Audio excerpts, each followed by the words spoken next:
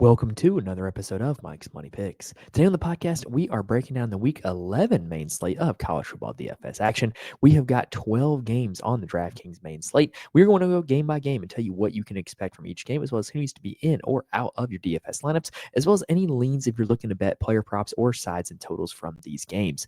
Now, we have officially reached the month of November, which is an insane month to be a sports fan, but probably the best month to be a sports fan, because right now we have got college basketball starting up. We have got the college football season at the point where we're seeing games pretty much every single day.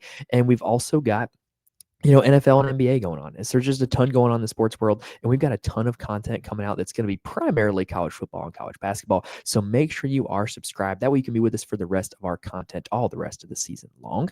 And then also, quick programming note, our live show this week where we go live to discuss the Saturday main slate is going to be Thursday night around 9:30 p.m. Eastern time. So if you are interested in joining us live, which I hope you are, want to hop in the chat, ask some questions, hang out with us, talk ball with us, 9:30 Eastern time is the time where we will go live, and it'll be on YouTube. If you're subscribed, you will know when we go live. All right, we've got 12 games to get into, so let's go ahead and dive right in. So I've heard a little bit of chatter, a little bit of content, talk to a few people about this slate, and there's some people that are really excited for this slate, but I'm going to be honest, y'all, I think this is kind of I don't want to use the word bad. I don't want to use the word boring, but I think this is kind of a bleh. I'll just use the word bleh. I think this is kind of a bleh DraftKings slate. There's just not a whole lot here that appeals to me, which, you don't have to be in love with a slate to win money off of. It happens to me in college basketball all the time where there's this 3-game ugly slate, and sure enough, I end up on the nuts, right? This is a little bit just a weird Saturday slate to me. There's a few games that I think are just entire cross-offs, a few teams that I think are entire cross-offs, and I just don't see there being that many options that I want to play, which means I'm going to have a pretty narrow player pool. So it means you're either going to see me at the top of the leaderboards or at the very bottom this week, depending on how that player pool shakes out. Anyway, game number 1, I do like. It is Georgia taking on Mississippi State. The Bulldogs are 7.5-point favorites with a game total of 57.5. Meaning the implied total is about 32-25 in favor of the Dogs. Now, for these two secondaries, I would have thought that they would have ranked lower on passing yards allowed that they do. Georgia is chilling in the 60s. Mississippi State is 58th in passing yards allowed. So, this is two secondaries that I perceive as getting gashed in SEC play, right?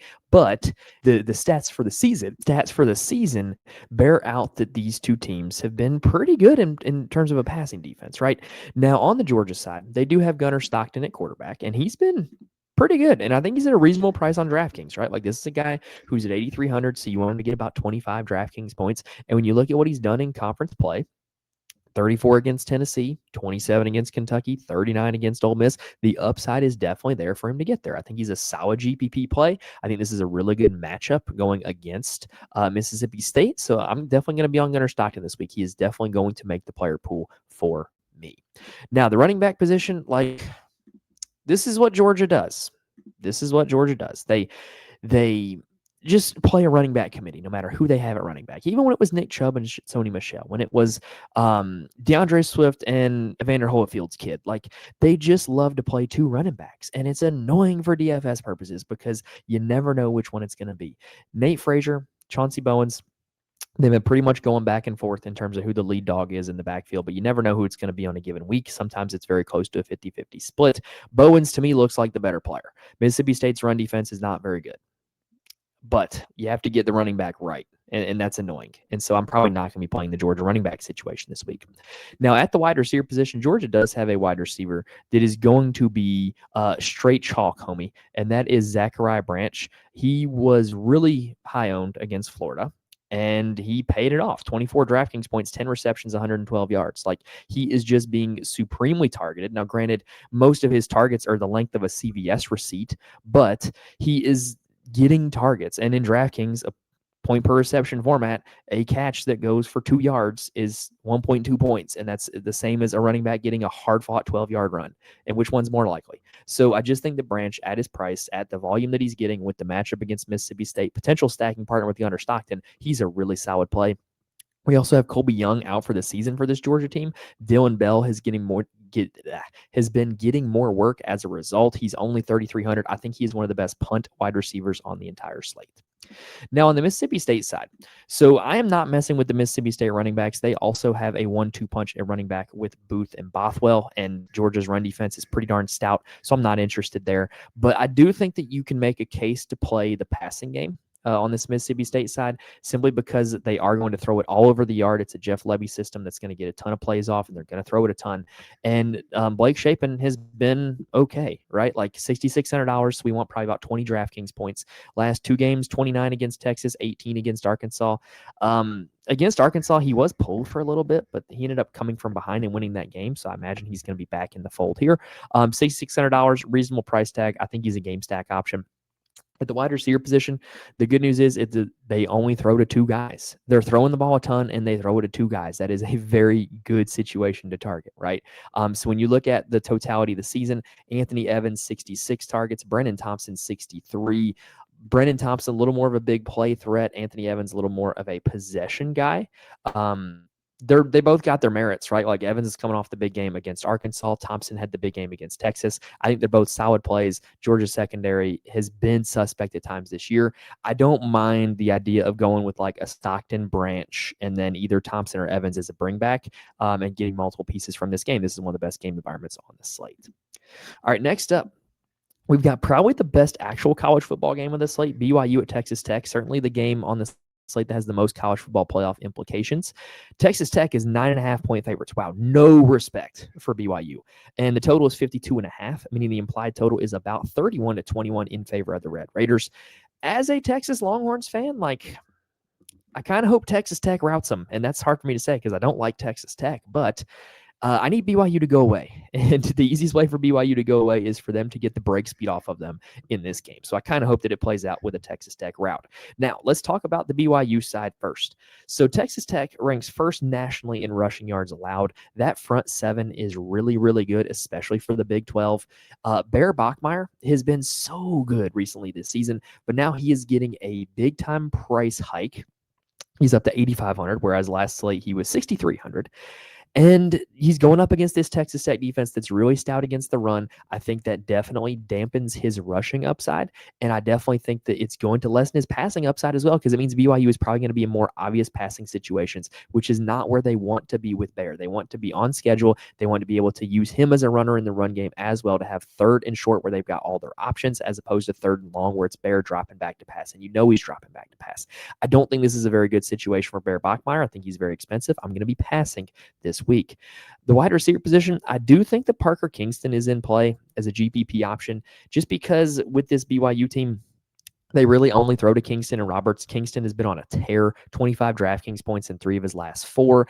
A big play threat. He has caught at least 1 touchdown of 45 or more yards in his last 3 of his last 4. So big play guy. That means you got to consider him in GPPs. I kind of think that's BYU's main path to scoring, is by getting lucky and hitting an explosive. Speaking of explosives, the Texas Tech offense, the passing game has been kind of muted this year, and BYU's pass defense has been pretty good. I'm kind of not all that interested in playing the Texas Tech passing attack, simply because they have a very balanced target distribution between their top 4 options. They're not really hitting explosive. Aaron Morton is not much of a runner either. So I'm just not all that interested in the Texas Tech passing attack. However, I'll let it be known, this is a Jacoby Williams podcast. I have been banging the drum for Jacoby Williams all season long to get more and more run for this Texas Tech offense. He is an explosive play machine. He is a guy who can catch passes out of the backfield. He's good.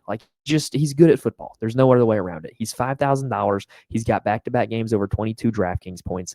I think this is a really good spot for Jacoby Williams against this BYU run defense. I think there's a high likelihood that Jacoby Williams breaks off a few explosives in this game, which is what we want from a DraftKings perspective.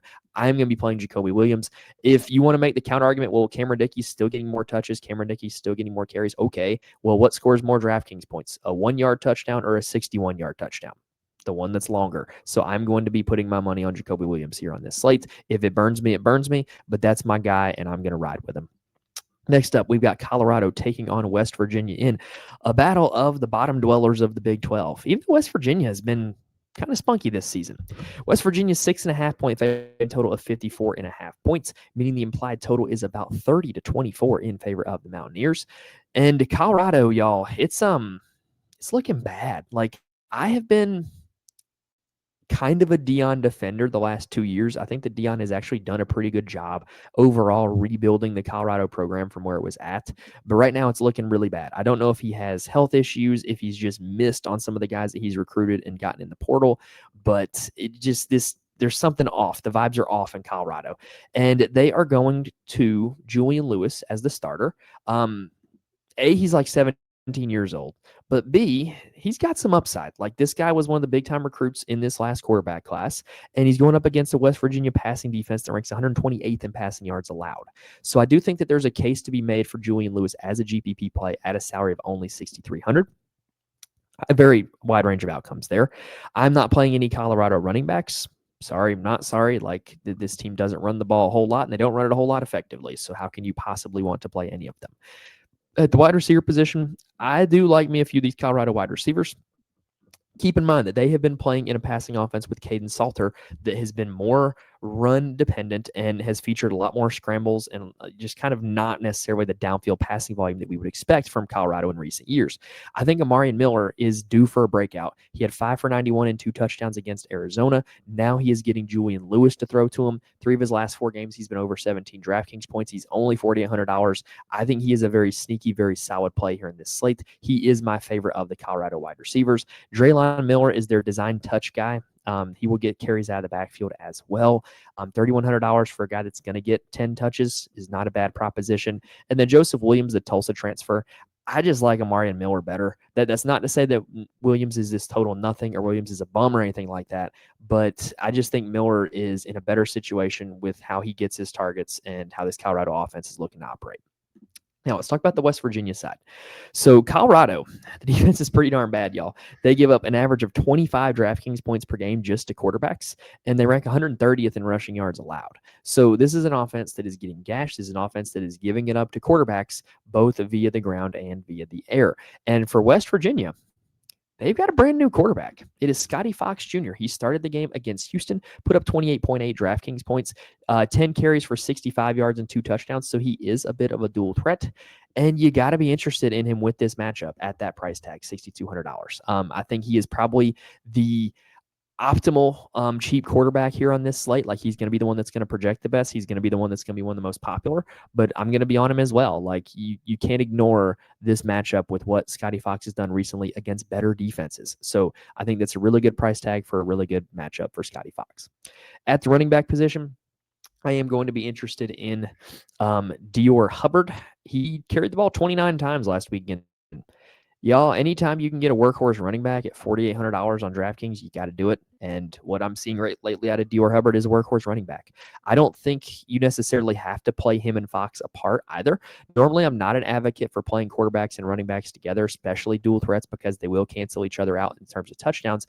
But Fox and Hubbard are a combined $11K in salary. And so if you find a way for them to combine for 35 DraftKings points, you can feel pretty good about it, and you don't really care how they get there. So I think that because they're so cheap, because the Colorado defense has been so bad, I think that you can play both of them together. Now, Scotty Fox has been a little bit of a runner, but there has been a little bit of passing success with the Virginia pass attack. Lately, it has primarily been to Cam Vaughn, who is their number 1 wide receiver. He would really be the only one that I would have a whole lot of interest in playing in terms of the passing attack for West Virginia. All right, that is 3 games down. Take a quick breather, and then we're going to continue on with the rest of the slate. Now, before we continue, I do want to mention there are places where you can find more information from me. First off, you can follow me on Twitter at Mike's Money Picks. I tweet out all updates for the show, as well as I'm more than happy to answer any questions if you reach out to me on Twitter. I'm also in the Fantasy Corner Discord. If you're looking for a community to be a part of that is free, that is full of great people and really smart people who are constantly talking DFS for college football, college basketball, NFL, and all the other sports all day long, Corner Discord is a place for you. It's just a great place to go to bounce ideas off each other, talk lineups, talk strategy. Also, there's a lot of guys in there who are really good at finding injury information, which is something that is great to crowdsource, especially for a sport like college football. So if you're just looking for a community to be a part of, I cannot recommend it enough. And then if you are looking for who actually makes my college football DFS lineups, Head on over to the Patreon, patreon.com/Mike'sMoneyPicks. Every single college football DFS slate, I'm posting my core plays as well as why they are my core plays. So you're not only getting the list, but you're getting information from somebody who knows what they're doing with this stuff. I'm never going to just sit here and guarantee that you can just, plug them in and win thousands of dollars. It's not that easy, but I can guarantee that you're going to get some very well-researched, thoughtful content from somebody that can help you get college football DFS. All right, let's continue on now with game number 4, Indiana at Penn State. And you remember when I said earlier that there were some games that are some total cross-offs for me? Yeah, this is one of them. Indiana's 14.5-point favorites with a game total of 48.5 points, meaning the implied total is about 31-17 in favor of Indiana. Here's the bottom line. Indiana is a team that is really good defensively, and Penn State is in just kind of a funk offensively right now. They only had one good drive against Ohio State last week, and it's just really hard for me to see Penn State scoring more than like 10 points in this game. And so that means nobody from Penn State viable in DFS. Indiana is a team that is playing pretty well, but we've seen these blowouts where there's just wide range of outcomes for their guys, and Penn State's a better defense than what they've been going up against. So it's just really hard for me to envision anybody from this game producing a GPP viable score. You would need something like Mendoza throws for 5 touchdowns or something like that. Like, it's just not a likely outcome to me when you factor in these two defenses and the fact that Indiana just needs to win, right? Like they don't need to go out and score 60. They're probably not going to be able to against this defense. Next game up is Ohio State taking on Purdue. Ohio State is 29.5-point favorites, game total of 49.5 points. Meaning the implied total is about 39-9 in favor of the Buckeyes. And look, this is another cross-off situation for me. I'm not going to be playing anybody from the Purdue offense. Like, the Ohio State defense is so good, so lights out, that there's just no reason to play anybody against them on a 12-game slate. Honestly, it will probably be until Conference Championship Saturday until I play anybody against an Ohio State defense, just because I don't have to, and the slates are so big, right? Now, I am going to be interested in the Ohio State side with Julian Sayin. He's at back-to-back 32 DraftKings points. We've talked about him in the past. He is a pocket passer, which we don't like to target expensive pocket passers. But what we need when we play expensive pocket passers is we need multiple touchdown upside. We need 300 upside. We need stacking partners that are very clear and obvious. Well, he's thrown for 4 touchdowns in back-to-back games. Check. He's thrown for 300 yards in back-to-back games. Check. He literally has Jeremiah Smith and Carnell Tate on his team. Check. It doesn't get any more obvious than that in terms of stacking a top pocket. And so you're looking at a situation where Ohio State's really going to be able to do what they want and put up their number here on this slate. And if you play Sayin and you play either Jeremiah Smith or Carnell Tate, who's actually been better from a fantasy perspective in the last 2 games, then you're entering a situation where if Sayin throws for 3 touchdowns and they're either to Smith or Tate, you're going to be looking really good. I definitely think that an Ohio State stack is viable here. And then at the running back position, you've also got a guy in Bo Jackson that I'm going to continue to bang the drum for. Ohio, like Georgia, seems to be committed to playing a running back committee, but Bo Jackson is the best of that committee every time I turn the TV on. And he's been over 14 or 13 DraftKings points in 4 straight games. And, going up against Purdue, Purdue's not exactly known for defending the run. So if Bo Jackson breaks off an explosive, scores a touchdown, he's going to instantly pay off that price tag. I really think the way to play this game is to play Sayin with one or more of Smith and Tate or Bo Jackson and hope that the run game gets there. Now, going from a game that is almost a total cross-off to a game that is almost a total game stack, we've got Maryland taking on Rutgers. Neither of these teams play a whole lot of defense. Rutgers is 1.5-point favorites with a game total of 58.5 points, meaning the implied total is about 30-28 in favor of the Rutgers Scarlet Knights.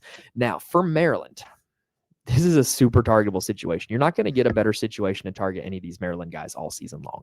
Rutgers gives up 32 DraftKings points per game to quarterbacks. They rank 117th in the nation in passing yards allowed and 113th in the nation in rushing yards allowed. So really, they're like Journey. You can score any way you want it against Rutgers. Malik Washington has been up and down this season. Ever since week 4 against Wisconsin, he has not topped 19 DraftKings points. But the attempts are still there.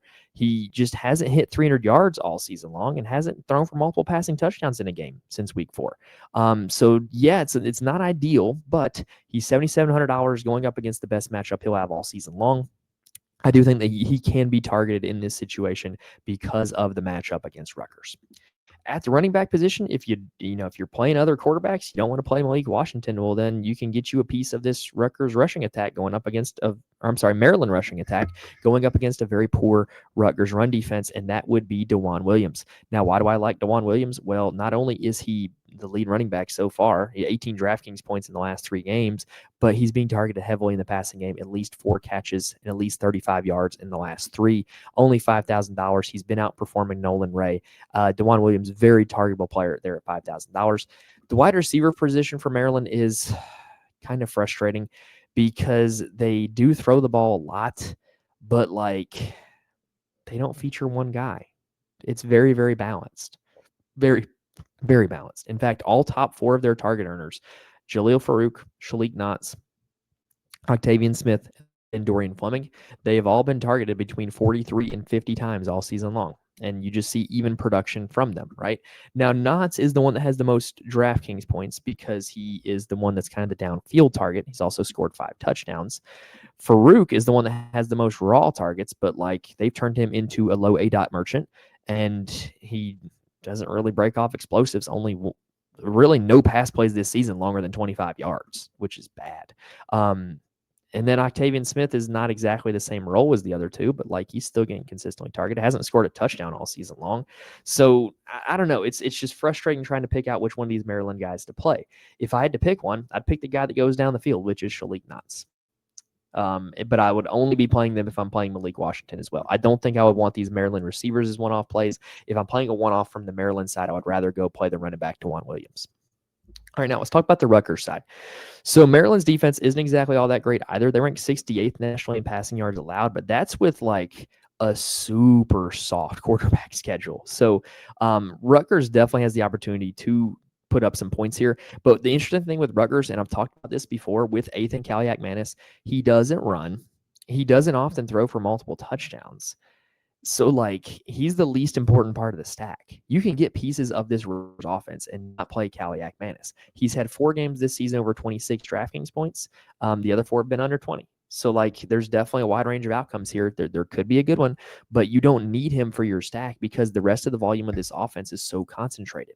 At the running back position, they play one guy. It's Antoine Raymond. And if he has a lot of success running against this Maryland defense, well, then he could be the only guy that you need.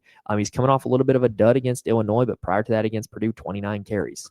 He has been over 22 DraftKings points 5 times this season. Very good option, in my opinion. At the wide receiver position, super condensed target tree among these Rutgers receivers. We've got KJ Duff at 75 targets over the course of the season, Ian Strong at 66, DT Sheffield at 64. They throw to 3 guys. Now, granted, Sheffield ranks below the other 2 because he doesn't really score a lot of touchdowns. He only scored 3 all season long, whereas Duff and Strong have scored a little bit more. But I think both Duff and Strong are very, very viable in this regard. Strong is coming off of an injury. He did have 6 for 85 against Illinois. Duff has been a little more consistent. He's been healthy the whole season. Even in that game against Illinois, Duff still had 9 for 91 and a touchdown. So it's not like Strong being back totally limited Duff. I think that objectively, if he was fully healthy, Strong's the best play, but I do like me some KJ Duff as well. But yeah, you got to get some of these Rutgers passing receivers just because I do think that this is a game that is going to be up and down. Next up, we've got Texas A&M taking on Missouri. So this is a game with some college football playoff implications because the Aggies find themselves unbeaten to this point in the season. Who would have thought? Not me. I don't like Texas A&M. But hey, it's okay. I'm a biased Texas fan. I'll admit it. Anyway, Texas A&M, 7.5-point favorites. Game total 48.5 points, meaning the implied total is about 28-21 in favor of the Aggies. And the Missouri defense has been quite good, y'all. We've seen Missouri go up against Vanderbilt, go up against Alabama, go up against these really prolific offenses. And Missouri ranks 9th nationally in passing yards allowed. So this is not a good matchup for Marcel Reed. I love Marcel Reed as a DFS player. He's been over 34 DraftKings points in back-to-back games. Really good DFS option generally, but I don't think he is against this Missouri defense. He's a tough click to me. I'm just probably not going to do it. And I feel the same way about Reuben Owens at the running back position. I've been clicking him every time Texas A&M is on the slate because he's been the workhorse running back since Le'Veon Moss has been out. But Going up against Missouri, it's a tough click. It's easier for me to click one of the receivers for A&M because they just have an easier pathway to hitting value, given that they only throw to two guys, Concepcion and Craver. And, all it would take is like one or two plays to get home, right? Concepcion is a big play waiting to happen. He does lead the team in total targets over the course of the season. He's also the team's punt returner. Return one for a touchdown against LSU. Not a bad option there. Craver, he's down to 4,900 for some reason. He's been kind of a dud in the last 3 weeks, but he's still getting consistent volume. He's still a big part of the offense. He can still break off an explosive play. I do think he is a guy that is worth looking out for. Now, on the Missouri side, they face a very interesting conundrum, and that is the fact that they are now playing with a backup quarterback in hold on, I gotta think of his name. Zollers. His last name is Zollers. I'm waiting on DraftKings to load because for some reason DraftKings for college football is super slow now. I know his last name is Zollers. His first name, is it Matt? Yeah, I should have just gone with that. Yeah, Matt Zollers is their new starting quarterback. Now, he is not like this total complete scrub. He was a pretty big time recruit that Missouri to get. He is a true freshman, and he has had a week to prepare his Texas A&M defense that we have seen get gashed in the passing game by Utah State, Notre Dame, and UTSA. So what is Zollers going to do? Well, I think that Zollers holds the game in his hands, because if Zollers is at least able to keep the Texas A&M defense honest and keep them from loading the box, Missouri's going to be able to run, right? And so the question is, what does that mean for DFS? Well, I don't think they're going to look to let Zollers go out there and sling it 50 times and for them to win the game off of him. I don't think that's the game plan. But what I do think they're going to do is they're going to use Zollers to keep A&M honest and look to win the game with their running back, Ahmad Hardy, who is really good. If you haven't watched him, he's really good. And Ahmad Hardy's been kind of off lately. Under 30 draft or under 20 DraftKings points in his last 3, but the volume is still there. He's a part of the passing game, $7,700, which is quite expensive, but they're going to look to win this game off of Ahmad Hardy. And so for me, that has me interested in playing Ahmad Hardy in GPP formats where I'm really aiming for the ceiling. Now, at the wide receiver position, this is kind of a mess right now for Missouri. So you had Donovan Olabude, who had been really looking. He was turning into the wide receiver one, and then didn't do anything against Vanderbilt. Kevin Coleman Jr. started out the season as the wide receiver one, started out great, kind of had some duds, and then rebounded against Vanderbilt back to 25 DraftKings points. And then you also have Marquise Johnson, who's like this deep pass explosive guy that hadn't really been used like that this season. And I don't know. I think Kevin Coleman's probably the guy that you want, but I don't know which one I'm going to click with Zollers. I don't know which receiver is going to fit what Zollers does the best. So to me, that has me not wanting to target the Missouri receivers. I really want to play Missouri side through Ahmad Hardy on this one. Now, Kansas State and Arizona, not Kansas State, just Kansas and Arizona is up next. Arizona is 4.5-point favorites with a game total of 56.5, meaning the implied total is about 30 to 26 in favor of the Wildcats. Tell you what, this is a matchup that would normally be a much better basketball matchup, right? Like these two schools pretty good in basketball. Anyway, what we've got here is a situation where for Kansas, they've got Jalen Daniels. Arizona's been pretty good against quarterbacks. Arizona's been a pretty good pass defense. So for Jalen Daniels, I think his main upside for this game would be trying to do it via running the ball, but he hasn't had a whole lot of success doing that. Last 4 games, he's been under 16 DraftKings points. As much as I love Jalen Daniels, I'm probably passing on the whole Kansas offense, because at running back, we have a committee that is Daniel Highshaw and LaShawn Williams. And I'm sorry, but I'm not paying for a running back committee against a team that might not score a whole lot of points. And then the wide receiver position. I mean, the good news is that they really only throw to 3 guys, Henderson, Pickett, and Grown. But Henderson's expensive for a guy who hadn't top 10 draft points in 4 weeks. Pickett's expensive for a guy that really hasn't done anything since week 0. And then Bowden Grown is just a touchdown-dependent tight end. So, I don't know. This is a really tough offense to target for me in DFS. If you want to make the argument to complete game stack this game, I think you can go for it, right? Last week, we saw game stacks all near the top of the leaderboard because the Duke-Clemson game just completely shot out. But at the same time, the pieces in that game were so cheap that you could still stack that game up and get to a Jeremiah Love at the top of your lineup, right? Like the part of the reason why game stacks ruled today was not just because one game went nuclear. It was because one game went nuclear with cheap enough pieces to still afford the other guys that were the top plays of the slate. So that's not me saying like don't game stack, but it's me just kind of say like, hey, like understand why a game stack ends up near the top of the board. And so what may scare people away from a game stack in this situation, because like I said, I do think that the only way to play those Kansas guys is if this game totally takes off. The only way to play those guys if this game totally takes off is the fact that like they're expensive also. And so the problem with that is going to be that you're not going to be able to get to a lot of the other top plays of the slate if you do try to game stack this one. I hope that makes sense. That was a little kind of soliloquy on game stacking there. Noah Fafita is Arizona's quarterback. Look, he's playing the best ball of his career, y'all. I thought that 2 years ago he was pretty solid. Last year was not that great. Now he is carrying this team, and he's doing it without having like these elite weapons all around him like he's had his whole career. 3 of the last 4 games over 20 DraftKings points, 2 of them over 25. Kansas is an okay matchup for quarterbacks. I think there's some upside there at 7,300. I do. He's probably going to make my player pool, and I think if you play him, you got to play him stacked because he is not a threat to run. At the running back position, we have another committee between Riscano and Mahdi, and I just don't really have a whole lot of interest in that. At the wide receiver position, they're only throwing to 2 guys right now. How many times have I said that this slate? It's Hudson, it's Watley. Hudson has been the guy that I'm playing a lot of, and I got very fortunate last week on very low volume. He was able to score 2 touchdowns, and he really helped me out on a profitable night slate. Watley was a guy that saw I'm sorry, I had it backwards. Watley was the guy that had low volume and scored 2 touchdowns, whereas Hudson was a guy that had more volume, still scored 1 touchdown, right? I played both of them on the night slate. They both helped me out. Like the Arizona going up against Colorado, that was a smash matchup for both of them. So yeah, Hudson and Watley, they're the 2 guys that they're throwing to. I don't think you need to play them in a game stack, but like I said, I do think a game stack for this game is an option. I also think the game stack of the next game is an option. It is Iowa State taking on TCU. TCU is 6.5 point favorites, game total of 57.5 points, meaning the implied total is about 32 to 26 in favor of the Horned Frogs. Now, this is, oh boy, like this is 2 offenses that have pretty predictably scored points, but have been quite unpredictable in how they score those points, which is good and bad in DFS. The good is like, hey, like you can feel pretty confident that these 2 teams are going to score.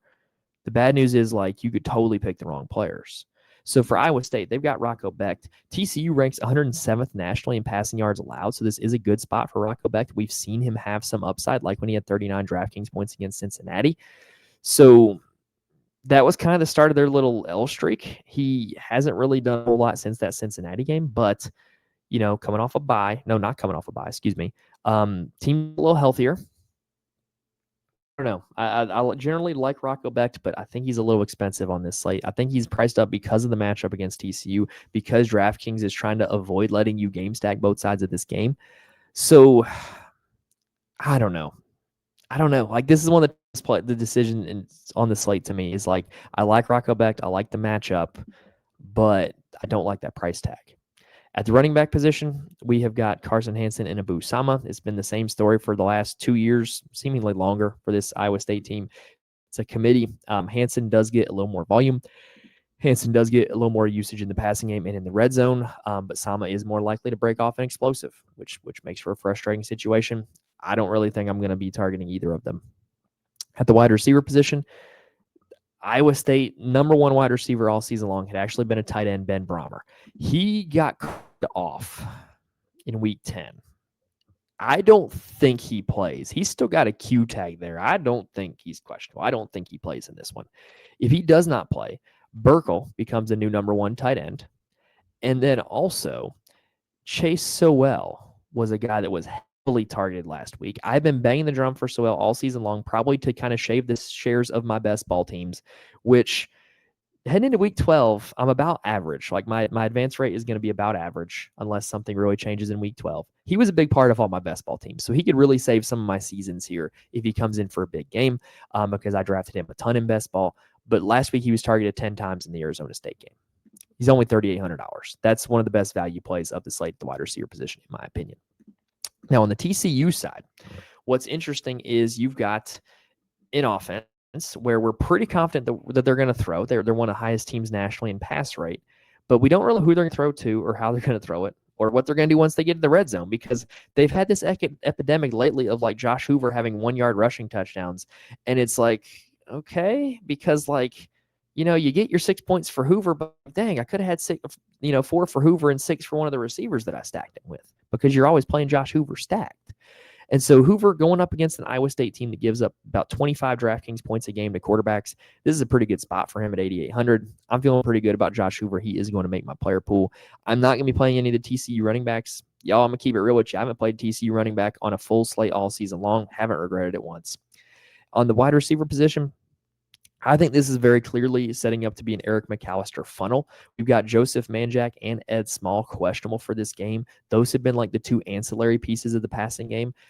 Eric McAllister has been the alpha. This should be a situation where Eric McAllister can go be that alpha. I like him a lot at $7,000. He has slate breaking upside. He's done it twice so far this season. And if Manjack and Small are out, which I think there's a good possibility they are, that really opens up an opportunity for Jordan Dwyer, who has had 2 huge games this season against Baylor and against North Carolina. Could absolutely have another one if the targets are funneling into McAllister and Dwyer with the other guys out. All right, we've got 3 games remaining. We're going to take a quick breather and then talk about those 3. Before we continue, just a quick reminder and request, I guess you could call it. If this video is helping you out, please hit the like button if you're watching on YouTube. If you're listening on audio, please rate and review. Really does help me out a ton when you guys do that. Like this big corporation, we're a one-man job with this channel. So it really does help me out when you guys do that. This is a huge time of year for growth for my channel because of the fact that college football is apexing, college basketball is starting up. And those likes, those rates and reviews, those comments even help the algorithm a ton for people finding the videos, finding the content, and growing the community. And I really do appreciate it when you guys do that. All right, now let's go ahead and continue on with the game of the slate for DFS purposes, not for real life purposes, but for DFS purposes. It's Duke taking on UConn. And the last time a Duke-UConn matchup was this good, it was basketball. And honestly, this game could feature basketball scoring for this one because neither of these teams have great secondaries. Duke is 9.5-point favorites, game total of 65.5 points, which is the slate high. That means the implied total is about 37-28 in favor of the Blue Devils. And let's talk about the Duke side first. So Duke, breaking the slate last week with Darian Mensah, in the game against Clemson, just outstanding. Like, y'all, he's good. He's worth every penny they pay for him in the transfer portal, and they're going to have to shell out even more pennies if they want to keep him this offseason because some be willing to give the bag to Darian Mensah. And he was great against Clemson, 34.7 DraftKings points, season high. Now he is at a season high price tag of $9,500. So here's the whole inflection point, right, is if he can put up 34 against Clemson, can he put up 29 against UConn? I think the answer is yes, but here's the problem. He can get 3x value by putting up that 28-29, right? But can he break a slate? Can he get 40? I don't think that's likely. I think if you're playing GPPs, he's probably not a great target because now he's just too expensive. There's like no chance he's going to give you like 4 or 5x value. So, but I think if you're playing cash, like he's a pretty safe bet to get you 25, 27 DraftKings points. That's how I feel about Mensah. I think he's good. Like he's really good. At the running back position, UConn's a bad run defense, y'all. They're ranked 108th in rushing yards allowed on the season. Nate Shepard has been the guy in this backfield in the last 5 weeks. I think he's a pretty solid play. I think he's way expensive at $8,200, but I do think he's a solid play, solid option. The wide receiver position, this is where I really do think you want to target Duke, though, because they do have such a condensed passing offense. I don't think you have to play multiple other pieces of the Duke offense to capture the upside of the Duke players. Like last week, I had some lineups that didn't have Mensah, but they had Barkay and or Brown stacked with some Clemson guys on the other side and won a lot of money, right? So Barkay has been the number 1 wide receiver for Duke all season long. He is 7th on the slate in overall targets at 66 on the season. And he has had back-to-back games over 27 DraftKings points. Like he is the guy in this offense. In 7,300 is a very reasonable price tag. Quayshawn Brown, or Qshawn Brown, I guess I should say, has been over 25 DraftKings points in 2 of the last 3 games. He is the 2nd most targeted wide receiver in this offense with a total of 52 on the season. And he's only $4,500. I don't get why he's cheap. He objectively is one of the best points per dollar plays on the slate because of that price tag. Samir Hagans would be another guy that I would consider. He did score a touchdown against Clemson. I believe it was a kickoff return, but he is involved every single week in the offense as the starting slot. He's only $3,600. If you're worried about ownership for Barcade and Brown, but you still want a piece of Duke, play Hagans. I think that would be one of your options. Now, UConn side, I don't think it gets talked about enough how good of a job Jim Mora has done with UConn. I don't think a lot of people know that Jim Mora is even the head coach at UConn. Now, I'm not talking about playoffs, Jim Mora. I'm talking about his son, Jim Mora Jr., who coached the Falcons and UCLA quite mediocrely and is now doing a very good job at UConn. Honestly, this is the second best independent team in all of FBS football. And there's only 2 independent teams in all of FBS football, but they're good. They're going to go bowling, and they've been really good this season, prolifically or specifically through the air. It's been a prolific season for Joe Fagnano at quarterback. He's priced up at $9,200, but his stats this season are insane, y'all. 22 touchdowns, 0 interceptions. And he's had 4 straight games over 25 DraftKings points. Now, granted, if you know anything about Joe Fagnano, he's like 25 years old. So maybe all that experience has helped him, take care of the football. But he's been really good lately. This Duke secondary is really bad. They give up about 24 DraftKings points a game to quarterbacks, and that includes a few bad ones that they've played against. And I think this is a pretty good spot for a game stack. I think this is a pretty good spot for a team stack. I'm not super interested in the UConn running backs, even though I do think that, in a game that has a 65-point total, I do think that you want to probably consider him a little bit. I don't think you have to. Cam Edwards has been the guy. Consistent volume, consistent usage. I mean, maybe he would be like a GPP pivot off of the UConn passing attack.